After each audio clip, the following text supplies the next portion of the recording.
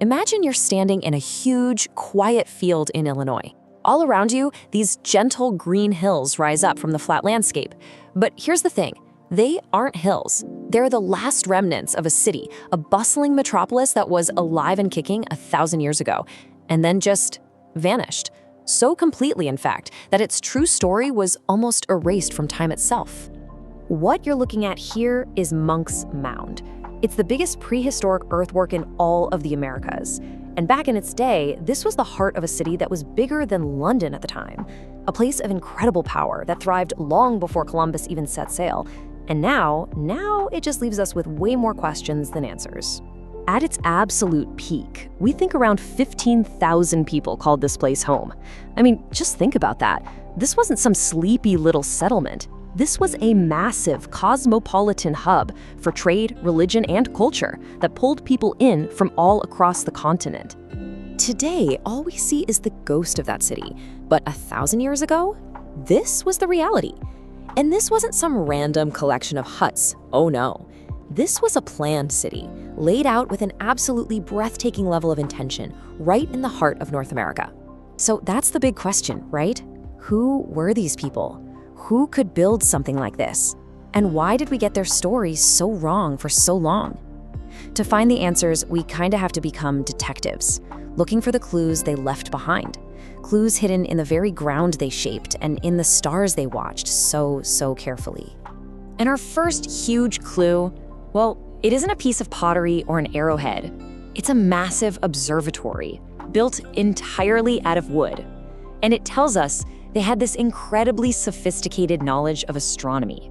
Archaeologists call it, pretty fittingly, Woodhenge. It was basically a super precise solar calendar. This thing could track the solstices and the equinoxes, proving that these weren't just casual stargazers. They had a deep, working understanding of the cosmos. And get this, they didn't just build it and call it a day. They rebuilt Woodhenge 5 times over 200 years. You can see how it evolved, from a pretty simple circle of 24 posts to this final huge version with maybe 72. That's not a short-term project. That's the work of a society with a vision that stretched across generations. But here's where it gets really brilliant.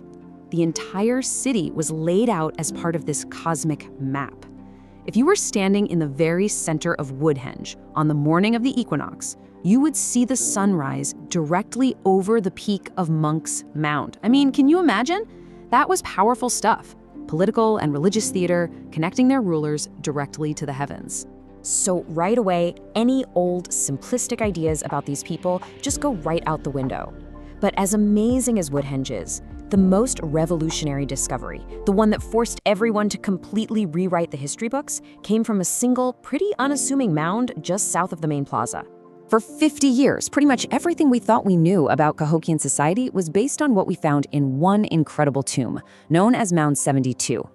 And for 50 years, we had the story fundamentally wrong. So when this mound was first excavated back in 1967, it revealed this mind-blowing series of burials with almost 270 different people. It was like they'd found the Rosetta Stone for Cahokian power. The only problem?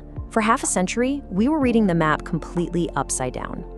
Okay, so here's the original story. The theory was that this was the tomb of 2 powerful male warrior chiefs surrounded by their sacrificed servants. So the conclusion was, okay, this was a male-dominated, military-focused patriarchy. But a recent re-examination of the exact same skeletons and field notes, it tells a totally different story.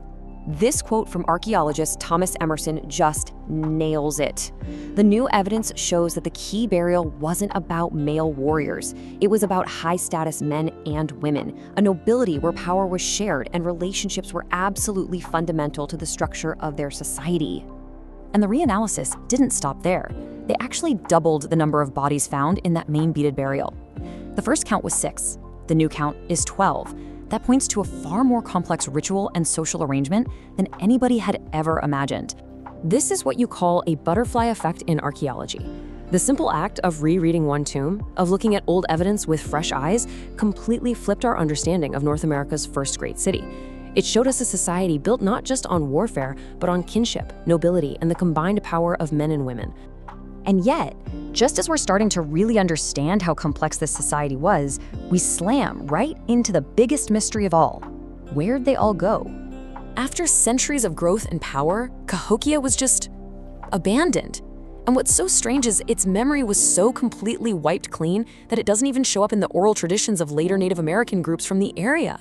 It's almost like the city and its people just ceased to exist. Now, archaeologists have some compelling theories. Maybe they exhausted their resources, like timber and food. Maybe the rigid class system led to social unrest.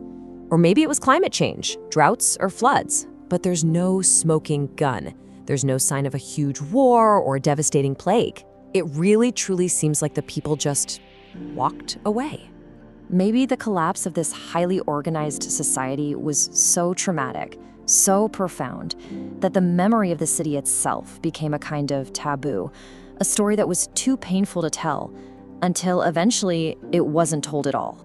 You know, the story of Cahokia isn't just about some lost city. It's this powerful reminder of just how fragile civilization, and even memory itself, really is. And it makes you wonder, what other incredible stories are still buried right under our feet, just waiting for us to take a second look?